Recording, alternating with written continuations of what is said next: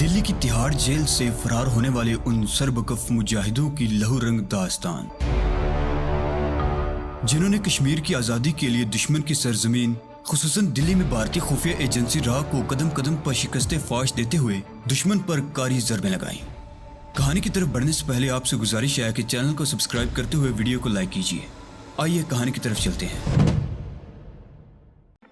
Police Madhuri کو Connaught circus اور اس کے آس پاس کے علاقوں میں تلاش کر رہی ہے۔ یہاں کے حالات بھی کچھ بہتر نہیں ہیں۔ طارق نے اس کے خاموش ہونے پر کہا، کیوں، کیا ہوا؟ پشکر نے سوالیہ نگاہوں سے اس کی طرف دیکھا۔ گزشتہ روز مادھوری کا شوہر بریلی میں اپنے سیٹ کو قتل کر کے 2 لاکھ روپے لے اڑا۔ وہ ابھی تک مفرور ہے اور پولیس اس کی تلاش میں یہاں تک پہنچ گئی تھی، مگر وہ تو میری قسمت اچھی تھی اور کچھ مادھوری کی ذہانت نے کام کر دکھایا، ورنہ میں اس وقت ایک بار پھر تہاڑ جیل کی سلاخوں کے پیچھے ہوتا۔ پشکر کے منہ سے بے اختیار گہرا سانس نکل گیا۔ یہ پولیس والے ایک مرتبہ جس کے پیچھے لگ جائیں اسے آسانی سے نہیں چھوڑتے۔ شنکر نامی اس نوجوان کے بیان کے بعد پولیس نے مادھوری کی تلاش شروع کر دی ہے۔ پولیس کو یقین ہے کہ تہاڑ جیل کا مفرور قیدی اس کے ساتھ ہے اور ممکن ہے اس نے مادھوری کو ڈرا دھمکا کر اس کے گھر میں پناہ لے رکھی ہو۔ مادھوری کا شوہر بھی قتل کے الزام میں پولیس کو مطلوب ہے۔ اگر اس حوالے سے بھی مادھوری کا نام سامنے آ گیا تو پولیس کو اس تک پہنچنے میں دیر نہیں لگے گی۔ اس لیے میرے خیال میں اب زیادہ دیر یہاں ٹکنا مناسب نہیں ہے۔ جتنی جلدی ممکن ہو ہمیں یہاں سے رخصت ہو جانا چاہیے۔ چندن سے کچھ معلوم ہوا؟ طارق نے اس کے خاموش ہونے پر کہا۔ ہاں، لیکن چندن کی طرف جانا اب خطرے سے خالی نہیں۔ تمہیں مطلوبہ جگہ تک پہنچانے کی ذمہ داری مجھے سونپی گئی ہے۔ تم جلدی سے یہ لباس تبدیل کر لو۔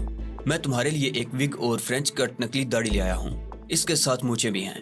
یہ حلیہ بدلنے کے بعد تمہیں طارق کی حیثیت سے نہیں پہچانا جا سکے گا۔ چلو اب تم جلدی سے اپنا کام شروع کر دو۔ پشکر نے وہ چھوٹی سی گٹھڑی اس کی طرف بڑھا دی جو وہ ساتھ لے کر آیا تھا۔ اسی وقت مادھوری پشکر کے لیے چائے بنا کر لے آئی۔ طارق گٹھڑی لے کر کمرے میں گھس گیا۔ پہلے اس نے لباس بدلا۔ سفاری سوٹ اس کے جسم پر بالکل فٹ آیا تھا۔ پھر وہ ڈریسنگ ٹیبل کے سامنے بیٹھ کر اپنا حلیہ بدلنے لگا۔ کمرے سے نکلنے سے پہلے اس نے تنقیدی نگاہوں سے آئینے میں دیکھا۔ حقیقت یہ تھی کہ اس حلیے میں وہ خود بھی اپنے آپ کو نہیں پہچان سکا تھا۔ نیلے رنگ کا سفاری سوٹ، گنگریالے بال، باریک نوکدار مونچھیں اور فرینچ کٹ داڑھی میں وہ بڑا سمارٹ لگ رہا تھا۔ اب تو شاید تمہیں گھر والے بھی نہیں پہچان سکیں، پشکر اسے دیکھ کر بولا، لیکن اس کے قریب ہی کھڑی ہوئی مادھوری اسے دیکھ کر چونک گئی۔ یہ کون ہے اور اندر کیسے آیا؟ وہ بدحواس ہو کر بولی، یہ میرا دوست طارق ہے، اس نے بیس بدل لیا ہے۔ اب ہم لوگ جا رہے ہیں یہاں سے۔ تمہاری میزبانی کا بہت بہت شکریہ۔ یہ تھوڑی سی رقم رکھ لو، تمہارے کام آئے گی۔ پشکر نے کہتے ہوئے 1000 روپے کے نوٹ اس کی ہتھیلی پر رکھ دیے۔ تو کیا واقعی تم لوگ جا رہے ہو؟ مادھوری کو شاید یقین نہیں آ رہا تھا۔ ہاں، ہمارا مزید یہاں رکنا تمہارے لیے بھی خطرناک ثابت ہو سکتا ہے۔ ذرا باہر جا کر دیکھو، زینے پر کوئی ہے تو نہیں؟ میں نہیں چاہتا کہ ہمیں یہاں سے نکلتے ہوئے کوئی دیکھ لے اور بعد میں تم سے اوٹ پٹانگ سوال کرتا رہے، پشکر نے کہا۔ مادھوری نے دروازہ کھول کر باہر جھانکا۔ زینے پر اس وقت کوئی نہیں تھا۔ اس نے ہاتھ سے اشارہ کر دیا۔ وہ دونوں تیزی سے باہر نکل آئے اور سیڑھیاں اترنے لگے۔ وہ ابھی زینے پر ہی تھے کہ نیچے سے 2 پولیس والے اوپر آتے ہوئے نظر آئے۔ ان میں ایک کانسٹیبل تھا اور دوسرا ہیڈ کانسٹیبل۔ قریب سے گزرتے ہوئے دونوں پولیس والوں نے بڑی گہری نظروں سے ان کی طرف دیکھا تھا، مگر ان سے کچھ پوچھنے یا روکنے کی کوشش نہیں کی۔ وہ دونوں بلڈنگ سے نکل کر تیز تیز قدم اٹھاتے ہوئے گلی میں چلنے لگے۔ نیتاجی سبھاش مارگ سے نکل کر وہ ایک بار پھر چاندنی چوک میں آ گئے۔ ابھی شام کے 8 بجے تھے اور چاندنی چوک کی رونق اپنے شباب پر تھی۔ وہ ٹہلنے کے انداز میں آگے بڑھتے رہے۔ موڑ پر ایک ریسٹورنٹ کے سامنے 2-3 ٹیکسیاں کھڑی تھیں۔ تمام ٹیکسیوں کے ڈرائیور ایک ٹیکسی کے قریب کھڑے گپ شپ کر رہے تھے۔ پشکر ایک ٹیکسی کے قریب رک گیا۔ اس ٹیکسی کا ڈرائیور فوراً ہی ان کی طرف متوجہ ہو گیا۔ کیوں شریمان جی، کناٹ پلیس چلو گے؟ پشکر نے ڈرائیور کی طرف دیکھتے ہوئے کہا۔ ضرور چلیں گے مہاشے جی، پدھاریے۔ ڈرائیور نے ٹیکسی کا دروازہ کھول دیا۔ وہ دونوں پچھلی سیٹ پر بیٹھ گئے۔ ڈرائیور بھی اپنی سیٹ پر بیٹھ چکا تھا۔ انجن سٹارٹ ہوا، ٹیکسی ایک جھٹکے سے حرکت میں آئی اور ہلکی رفتار سے ایک طرف چلنے لگی۔ ٹیکسی مختلف سڑکوں سے ہوتی ہوئی کناٹ پلیس پہنچ گئی۔ یہ نئی دلی کا مصروف ترین علاقہ تھا۔ پشکر نے وجے چوک کے ساتھ پارلیمنٹ اسٹریٹ پر ٹیکسی رکوائی اور ڈرائیور کو کرایہ ادا کر کے نیچے اترایا۔ دوسرے دروازے سے طارق بھی اتر چکا تھا۔ بہت بڑے چوراہے پر بڑا خوبصورت پارک بنا ہوا تھا۔ اس کے چاروں طرف 2 منزلہ عمارتیں تھیں۔ یہاں بے شمار دکانیں اور ریسٹورنٹ وغیرہ تھے۔ وہ تیز تیز قدم اٹھاتے ہوئے اس حصے میں آ گئے۔ یہاں زیادہ تر دکانیں تبتی باشندوں کی تھیں۔ یہ تبتی باشندے دراصل وہ مہاجر تھے جو برسوں پہلے اپنا وطن چھوڑ کر آئے تھے اور پھر یہیں کے ہو رہے تھے۔ ان کی اکثریت اسی علاقے میں آباد تھی اور یہاں کا زیادہ تر کاروبار بھی انہی کے قبضے میں تھا۔ طارق ابھی تک یہ نہیں جان سکا تھا کہ پشکر اسے کہاں لے جا رہا ہے۔ اس نے کچھ پوچھنے کی ضرورت بھی محسوس نہیں کی تھی۔ وہ دونوں ایک تنگ سی سڑک پر آ گئے۔ یہاں تبتی باشندوں کی چھوٹی چھوٹی لاتعداد دکانیں تھیں۔ ان دکانوں پر ہر قسم کا سامان دستیاب تھا۔ قدیم نواردات کی دکانیں بھی تھیں اور بعض اچھے اور بڑے سٹور بھی تھے۔ ہر دکان پر گاہک نظر آ رہے تھے، ان میں کچھ غیر ملکی بھی تھے۔ وہ دونوں نواردات کی ایک دکان کے سامنے رک گئے۔ دکان کے سامنے تبت اینٹک شاپ کا بورڈ لگا ہوا تھا۔ اس دکان کی چوڑائی تو شاید 10 فٹ سے زیادہ نہیں تھی، لیکن لمبائی کا اندازہ لگانا مشکل تھا۔ یہ دکان اندر دور تک کسی سرنگ کی طرح نظر آ رہی تھی، جس کے دونوں طرف شیلفوں میں ایسی چیزیں بھری ہوئی تھی جنہیں ایک عام آدمی کاٹ کباڑ کا نام ہی دے سکتا تھا۔ لیکن یہ چونکہ ایک اینٹک شاپ میں تھیں، اس لیے انہیں آثار قدیمہ اور نواردات کا نام دیا گیا تھا۔ درمیان میں بھی ایسی چیزوں کے انبار لگے ہوئے تھے۔ اس اینٹک شاپ کا مالک ایک بوڑھا تبتی تھا۔ اس کے چہرے پر جریوں کا جال سا بنا ہوا تھا۔ طارق کے خیال میں اسے بھی آثار قدیمہ میں شمار کیا جا سکتا تھا۔ اس وقت دکان میں 3 گاہک تھے، 2 عورتیں اور ایک مرد۔ ان کا تعلق کسی یورپ ملک سے تھا، اور طارق کے خیال میں قدیم چیزوں کے قدردان یہی لوگ تھے جو اس قسم کی چیزوں کے لیے بڑی بڑی رقمیں خرچ کرنے کو تیار رہتے تھے۔ طارق اور پشکر دکان کے سامنے ہی رک کر چیزوں کے انبار کو دیکھتے رہے۔ پھر جب وہ گاہک باہر نکل گئے تو یہ دونوں اندر داخل ہو گئے۔ انہیں دیکھ کر بوڑھے تبتی کے چہرے پر کسی قسم کے تاثرات نمودار نہیں ہوئے تھے، حالانکہ کچھ دیر پہلے وہ یورپی گاہکوں کے سامنے بچھا جا رہا تھا۔ شاید وہ جانتا تھا کہ ایسی چیزوں کے خریدار یورپین ہی ہیں، انڈین لوگ تو محض وقت ضائع کرنے آتے ہیں۔ طارق اور پشکر تنگ راستے پر چلتے ہوئے سرنگ نما دکان میں آگے بڑھتے رہے۔ بوڑھا تبتی اپنی کرسی پر بیٹھا گہری نظروں سے ان کی طرف دیکھتا رہا۔ اسے شاید شبہ تھا کہ یہ لوگ کوئی چیز اٹھا کر جیب میں رکھ لیں گے۔ وہ دونوں ایک جگہ رک گئے۔ طارق نے شیلف پر سے ایک پیالہ اٹھایا۔ یہ پیالہ ایک پتھر کو تراش کر بنایا گیا تھا اور اس کی بیرونی سطح پر مہاتما بدھ کی شبیہ کنتا تھی۔ اس کے ساتھ ایک ٹیگ بھی لگا ہوا تھا جس میں انگریزی میں پتھر کے اس پیالے کے بارے میں معلومات درج تھی۔ طارق چند لمحے اس پیالے کو الٹ پلٹ کر دیکھتا رہا، پھر ٹیگ پر لکھی ہوئی تحریر کو پڑھنے لگا۔ اسی دوران بوڑھا تبتی اس کے قریب آ گیا۔ پتھر کا یہ خوبصورت پیالہ 3 صدی قبل مسیح کا ہے، بوڑھے نے اس کی معلومات میں اضافہ کرتے ہوئے کہا۔ یہ پیالہ راجستھان کے ایک قدیم تاریخی شہر الور کے کھنڈرات میں کھدائی کے دوران برآمد ہوا تھا۔ تحقیق سے یہ بات پایا ثبوت کو پہنچ چکی ہے کہ یہ پیالہ شہنشاہ اشوک نے بنوایا تھا۔ اشوک مہاتما بدھ کا بہت بڑا پیروکار تھا۔ اس کے دور حکومت میں بدھ مذہب نے جو ترقی کی، اگر پتھر کا یہ پیالہ اس قدر تاریخی اہمیت کا حامل ہے تو اسے تو دلی کے سرکاری میوزیم میں ہونا چاہیے تھا۔ طارق نے اس کی بات کاٹتے ہوئے کہا، یہی تو بدقسمتی ہے کہ جو لوگ میوزیم کے کرتا درتا ہیں وہ ایسی چیزوں پر توجہ نہیں دیتے۔ انہوں نے تو اوٹ پٹانگ قسم کی چیزیں میوزیم میں بار رکھی ہیں جنہیں واردات کا نام دے دیا گیا ہے۔ بوڑھے نے تبتی سے کہا، بہرحال اس کی قیمت کیا ہے؟ طارق نے پوچھا۔ ویسے تو یہ انمول چیز ہے، اس کی قیمت نہیں لگائی جا سکتی، لیکن میں تمہیں یہ تاریخی پیالہ صرف 50 روپے میں دے سکتا ہوں، بوڑھے نے جواب دیا۔ طارق نے دل ہی دل میں مسکراتے ہوئے پیالہ دوبارہ شیلف پر رکھ دیا۔ میرا خیال ہے تم لوگوں کو کچھ خریدنا نہیں ہے، محض میرا وقت ضائع کرنے کے لیے آئے ہو۔ بوڑھے نے باری باری ان دونوں کو گورا۔ ہمیں واقعی کچھ نہیں خریدنا، پشکر نے بوڑھے کے چہرے پر نظریں جماتے ہوئے کہا۔ ہم تو صرف یہ جاننا چاہتے ہیں کہ رحمان بابا کہاں ملے گا۔ کیا؟ بوڑھا اچھل پڑا۔ تم لوگ کون ہو؟ اس نے گرتی ہوئی نگاہوں سے باری باری دونوں کی طرف دیکھا۔ ہمیں چندن نے یہاں بھیجا ہے، اس نے کہا تھا کہ تم ہمیں رحمان بابا تک پہنچا دو گے۔ او، بوڑھے کے منہ سے بے اختیار گہرا سانس نکل گیا۔ میرے ساتھ آؤ۔ وہ ان دونوں کو لے کر مکان کے پچھلے حصے میں پہنچ گیا۔ بالکل آخر میں سرنگ نما یہ دکان دائیں طرف مڑ گئی تھی۔ اس طرف دکان زیادہ لمبی نہیں تھی، البتہ یہاں ابھی کاٹ کباڑ بھرا ہوا تھا۔ اس نے ایک شیلف پر پیچھے کی طرف ہاتھ ڈال کر کوئی چیز نکالی۔ یہ ہندوؤں کی قدیم وشنو دیوی کا مجسمہ تھا۔ پیتل کا بنا ہوا یہ مجسمہ 6 انچ سے زیادہ بڑا نہیں تھا۔ اس کی خاصیت یہ تھی کہ اس کے جسم کا ہر حصہ الگ ہو سکتا تھا اور اسے آسانی سے دوبارہ فٹ بھی کیا جا سکتا تھا۔ وشنو دیوی کے چھوٹے سے اس مجسمے کا دایاں بازو غائب تھا۔ بوڑھے تبتی نے یہ مجسمہ گتے کے خالی ڈبے میں رکھا اور انہیں اشارہ کرتا ہوا دکان کے بیرونی حصے میں آ گیا۔ تیسری سڑک پر ایک جگہ تمہیں ڈلہوزی ہاؤس کا نیون سائن نظر آئے گا، اس عمارت کے اندر چلے جانا، وہاں سے کسی سے بھی پون کا پوچھ لینا۔ پون ہی وہ آدمی ہے جو تمہیں رحمان بابا تک پہنچائے گا۔ وشنو دیوی کا یہ مجسمہ پون کو دے دینا۔ تمہارے پاس مجسمے کی موجودگی اس بات کا ثبوت ہوگی کہ تم غلط آدمی نہیں ہو۔ بوڑھے تبتی نے مجسمے والا ڈبہ پشکر کے حوالے کرتے ہوئے کہا۔ مجھے بڑی حیرت ہو رہی ہے، طارق نے کہا۔ بڑا پیچیدہ طریقہ کار اپنا رکھا ہے تم لوگوں نے، احتیاط بہت ضروری ہے، بوڑھے نے مسکراتے ہوئے جواب دیا۔ اور اگر میرا خیال غلط نہیں تو تم ہی وہ نوجوان ہو جسے تہاڑ جیل سے نکلوایا گیا ہے۔ مجھے تمہارے ساتھی کی موت کا افسوس ہے۔ جیل سے فرار ہونے کے بعد اب تک تمہیں جن مشکلات کا سامنا کرنا پڑا ہوگا مجھے اس کا بھی اندازہ ہے، لیکن بہرحال اب تمہیں مزید پریشانیاں نہیں اٹھانی پڑیں گی۔ تمہیں آج رات ہی تمہارے آدمیوں کے پاس پہنچا دیا جائے گا۔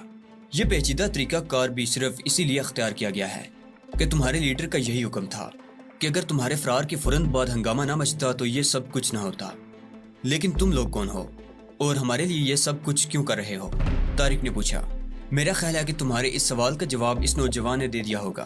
اب تم لوگ جا سکتے ہو، بوڑھے نے مسکراتے ہوئے جواب دیا۔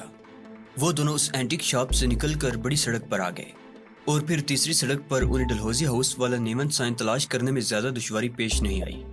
یہ سڑک کافی کشادہ تھی۔ اس پر دونوں طرف بڑی بڑی دکانیں، شو رومز اور ڈپارٹمنٹل سٹورز تھے۔ ان دکانوں پر آنے والے گاہکوں کا تعلق بھی اونچے طبقے سے تھا۔ سڑک کے دونوں طرف قیمتی اور چمکتی ہوئی کاریں کھڑی تھیں۔ ڈلہوزی ہاؤس دراصل ایک بہت بڑا کلب تھا۔ شیشے والے مرکزی دروازے پر ایک باوردی بونا کھڑا تھا۔ اس کا قد بمشکل 3 فٹ رہا ہوگا۔ انہیں دیکھ کر اس نے جلدی سے دروازہ کھول دیا۔ آگے ایک مختصر لابی تھی۔ فرش پر دبیز قالین تھا جس پر صوفے رکھے ہوئے تھے۔ درمیان میں شیشے کی ٹاپ والی ایک گول کافی ٹیبل بھی پڑی تھی۔ ایک صوفے پر 2 لڑکیاں بیٹھی ہوئی تھیں۔ وہ ان پر توجہ دیے بغیر لابی کے آگے شیشے کے ریلنگ دروازے کی طرف بڑھ گئے۔ اس دروازے سے آگے ایک وسیع ہال تھا۔ اس ہال میں روشنی مدم تھی۔ دور سے کسی کا چہرہ پہچاننا مشکل تھا۔ اس ہال میں تقریباً 1.5 درجن میزیں بچھی ہوئی تھی، لیکن کوئی میز خالی نظر نہیں آ رہی تھی۔ دائیں طرف بار کاؤنٹر کے سامنے بھی کچھ لوگ سٹولوں پر بیٹھے ہوئے تھے۔ یہاں کوئی ٹیبل خالی نہیں سر، اگر آپ پسند کریں تو کرسٹل روم میں، ایک باوردی ملازم نے ان کے قریب آ کر کہا۔ ٹھیک ہے، کرسٹل روم ہی صحیح۔ پشکر نے اسے بات پوری نہیں کرنے دی۔ اس طرف تشریف لائیے، ملازم نے اشارہ کیا۔ وہ ملازم کے ساتھ بائیں طرف بڑھ گئے۔ سامنے دیوار میں بظاہر کوئی دروازہ نظر نہیں آ رہا تھا، لیکن وہ جیسے ہی قریب پہنچے دیوار کا ایک حصہ بائیں طرف سرک گیا۔ اس آٹومیٹک دروازے کا میکانزم شاید فرش میں تھا۔ بوجھ پڑتے ہی حرکت میں آ گیا تھا اور دروازہ کھل گیا تھا۔ کرسٹل روم واقعی کرسٹل روم تھا۔ چھت اور دیواروں پر نصف اوپری حصے پر شیشے لگے ہوئے تھے۔ ایک طرف بار کاؤنٹر بھی تھا۔ یہاں بھی میزوں پر بہت سے لوگ بیٹھے تھے۔ مدم روشنی اور مہکتی فضا میں دیواروں سے پھوٹتی ہوئی موسیقی کی مدم لہریں بڑا رومان انگیز تاثر دے رہی تھی۔ کرسٹل روم میں آنے کے بعد طارق اپنے آپ میں کچھ عجیب سی کیفیت محسوس کر رہا تھا۔ ان کے ساتھ آنے والے باوردی ملازم نے انہیں ایک میز پر بٹھا دیا۔ ابھی ویٹرس آئے گی، اپنی فرمائش اسے نوٹ کرا دیجیے، اس ملازم نے کہا اور واپس چلا گیا۔ کرسی پر بیٹھنے کے بعد طارق متجسس نگاہوں سے چاروں طرف دیکھنے لگا۔ ہر میز پر ہوا کی بیٹی ایک نئے رنگ میں نظر آ رہی تھی۔ ڈلہوزی ہاؤس کا شمار ان جگہوں میں ہوتا تھا جہاں دولت اور ہوس کے پجاری شکار کھیلتے تھے۔ ہاں، کوئی شکار کرتا ہے اور کوئی شکار ہوتا ہے۔ شکار اور شکاری دونوں ہی ایک دوسرے کی طاق میں رہتے ہیں۔ ہال میں بیٹھے ہوئے لوگوں کی تعداد اگرچہ اچھی خاصی تھی، لیکن کسی طرف سے کوئی آواز تک نہیں آ رہی تھی۔ لوگ سرگوشیوں میں باتیں کر رہے تھے۔ ایسی جگہوں پر اونچی آواز میں بات کرنا بھی خلاف تہذیب سمجھا جاتا ہے۔ 3 ویٹریس ہال میں مختلف میزوں پر سرو کرتی پھر رہی تھی۔ چند منٹ بعد ایک ویٹریس ان کی طرف آ گئی۔ اسے دیکھ کر طارق کو سینے میں اپنا سانس رکتا ہوا محسوس ہونے لگا۔ اس لڑکی کی عمر زیادہ سے زیادہ 16 سال رہی ہوگی۔ اس کے جسم پر لباس بھی لباس کے نام پر تہمت تھا۔ اس نے سوالیہ نگاہوں سے باری باری دونوں کی طرف دیکھا۔ ہم پون کے مہمان ہیں، اسے پوچھو کہ وہ ہماری کیا توازے کرنا چاہتا ہے، پشکر نے کہا۔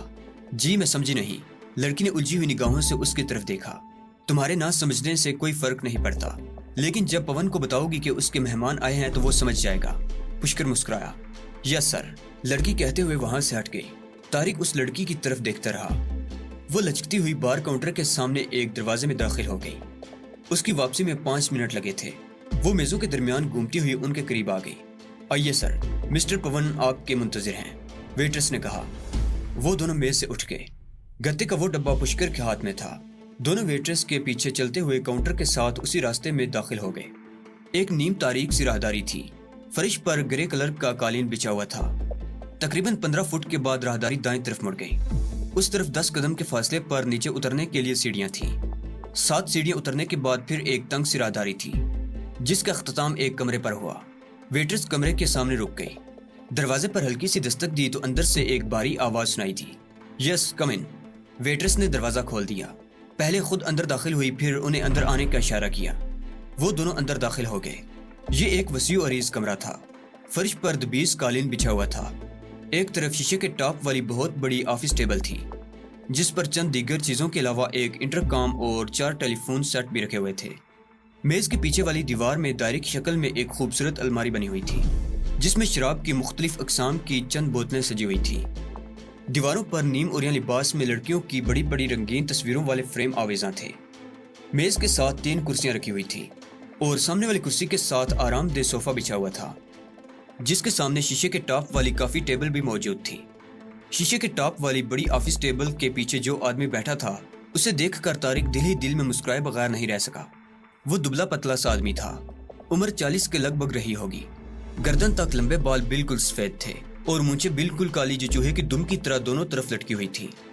آپ کے مہمان مسٹر پون، طارق اور پشکر کے ساتھ آنے والی ویٹرس نے کہا۔ تھینک یو رجنی، تم جا سکتی ہو، پون نے اسپاٹ لہجے میں کہا۔ ویٹرس خاموشی سے باہر نکل گئی۔ جی شریمان جی، آپ مجھ سے کیوں ملنا چاہتے تھے؟ پون نے پشکر کی طرف دیکھتے ہوئے کہا۔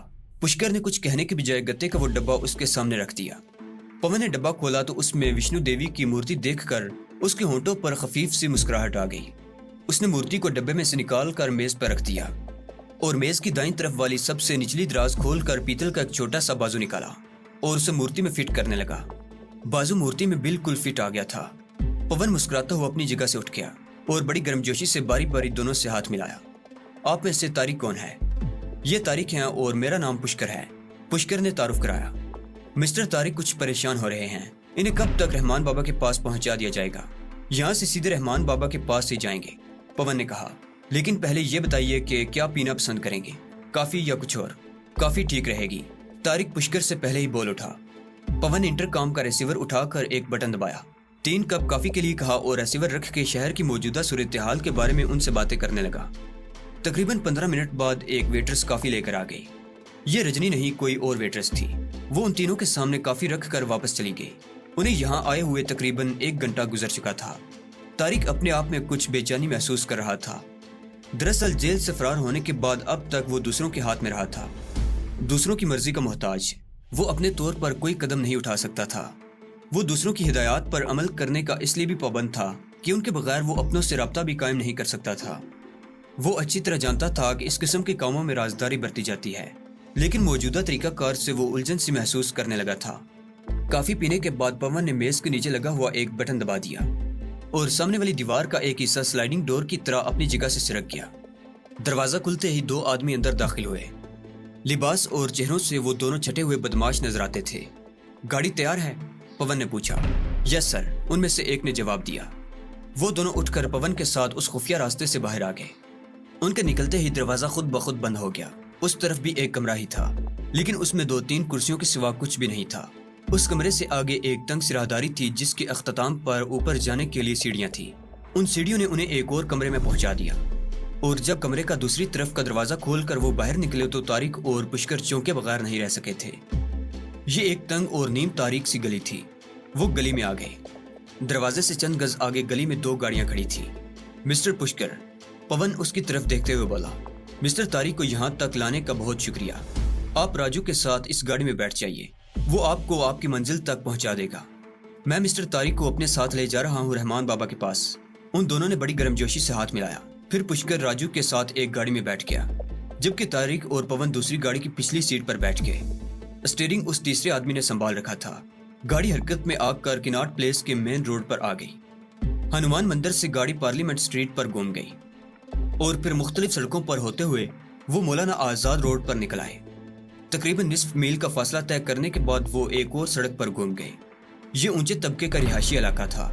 سڑک کے دونوں طرف بڑے بڑے بنگلے تھے۔ پون نے ڈرائیور کو کسی قسم کی ہدایات نہیں دی تھی، اسے شاید اپنی منزل کا علم تھا۔ گاڑی ایک اور سڑک پر گھوم کر ایک بنگلے کے سامنے رک گئی۔ ڈرائیور نے ہارن بجایا تو فوراً ہی گیٹ کھل گیا اور ڈرائیور گاڑی کو اندر لیتا چلا گیا۔